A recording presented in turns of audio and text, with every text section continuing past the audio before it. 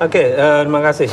Jadi yang pertama balik lagi ke redistribusi aset tadi, saya sepakat kalau Prona itu sudah ada lama. Sebenarnya sudah dari tahun 81. Ya. Cuman memang seperti yang saya sampaikan tadi, di zaman Pak Jokowi ini prosesnya dipercepat. Ya, makanya itu saya apresiasi prosesnya dipercepat.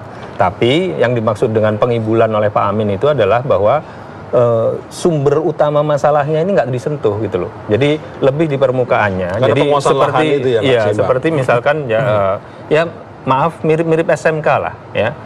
SMK mobil SMK. Itu kan gencar sekali di permukaannya, tapi where is di SMK now? Ini Bung Derajat ini kemana-mana larinya ini. Enggak, maksud saya yang pesan dari Pak Amin adalah jadi jangan hanya di permukaannya, intinya itu dilihat. Jadi jangan sampai intinya jadi terlewat ya. Itu yang pertama. Kemudian yang kedua, tadi ada soal maaf segala macam, sama sekali tidak ada soal permintaan maaf. Maksud saya adalah kita harus bisa menempatkan tokoh-tokoh bangsa ini pada posisi yang memang pas mereka. Dan ketika Pak Luhut menyampaikan ancaman, ya kita jadi terkaget-kaget loh. Kok terkena kritik seperti ini bukan dilihat substansinya, tapi malah menjadi ancaman yang justru nggak produktif. Tapi saya rasa apa komentar Anda terhadap ya saya sudah berikan banyak komentar. Intinya ya itu apakah memang pemerintah ini hobinya mengancam, apakah pemerintah ini hobinya cari-cari kesalahan dan sebagainya. Tapi saya rasa di pihak pemerintah sekarang juga menyadari bahwa apa yang disampaikan Pak Luhut itu tidak tepat ya. Jadi itu saya rasa itu juga dikoreksi juga oleh pihak teman-teman di pemerintahan. Yang ketiga, soal perizinan yang disampaikan oleh zaman Bang Zul.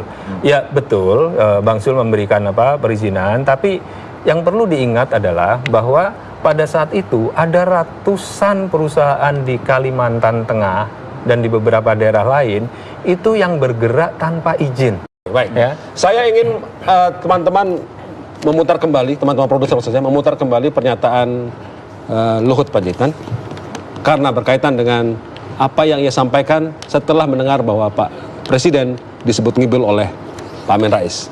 Kita lihat lagi apa kalimat-kalimatnya. Yang senior itu bilang bahwa ngasih sertifikat itu ngibulin rakyat, apanya dikibulin?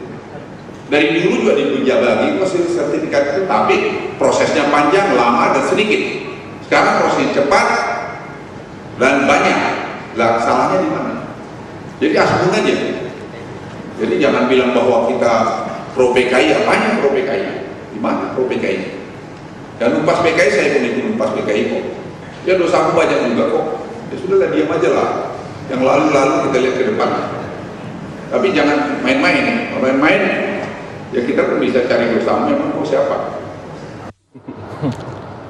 Kalau tidak salah, Pak Amin Rais menyebut juga bahwa rejim ini pro PKI. Makanya kemudian disebut-sebut oleh Pak Luhut berkaitan dengan jangan macam-macam. Awas ya. Anda mengatakan bahwa pemerintah sekarang baper. Maksudnya apa, Bung Rizal? Jadi begini, yang pertama tadi Mas Derajat sudah sampaikan, kita ini di era reformasi yang dulu terbelenggu, ada kebebasan. Situ apa? Kebebasan berdemokrasi yang luar biasa, ada kebebasan berpendapat. Apalagi Pak Amin tokoh reformasi.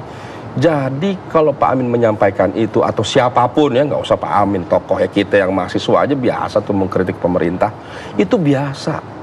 Yang namanya masyarakat, apalagi tokoh sampai mahasiswa, itu biasa anak-anak remaja. Jadi tokoh boleh menista dan memfitnah gitu. Bukan sebentar itu.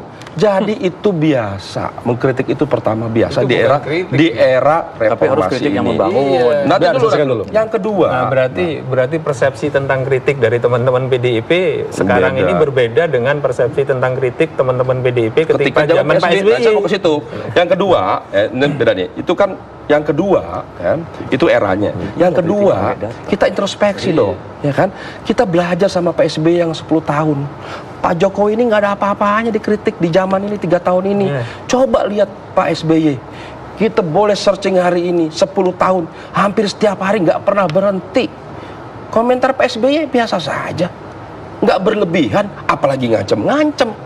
Ya mohon maaf. Kami di oposisi, PDIP lebih dahsyat lagi. Kalau buat PDIP nggak ada bener PSB itu dari A sampai Z. Termasuk Kan begitu. seniornya Mas Arteri ya Ara itu bareng-bareng saya terus ngantemin Pak SBY itu. Enggak, tapi maksud saya begini, poin sebentar. Terakhir. Maksud saya biasa saja yang namanya pemerintah itu biasa saja, nggak usah berlebihan.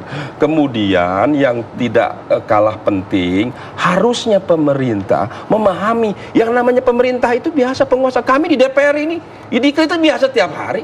Yang penting tunjukkan dengan kerja, dengan kinerja. Tidak usah membalas berlebihan, apalagi pakai ngancam-ngancam. Ya bikin ribut lah. Ini ancaman juga terhadap ini. Apa? Ancaman juga. Lu jangan gitu dong. Ya, Jangan saya justru kasih tahu. warning. Waktu jadi oposisi, kami oposisi bersama-sama. Kita mengerti PSB, tapi PDIP luar biasa. Oke. 10 tahun. Sekarang baru 3 tahun begitu kan biasa aja. Dijawab sesaat lagi setelah pariwara berikut. Dijawab sesaat lagi. Kami akan kembali dua sisi. Bos, PDIP mah ngeri kalau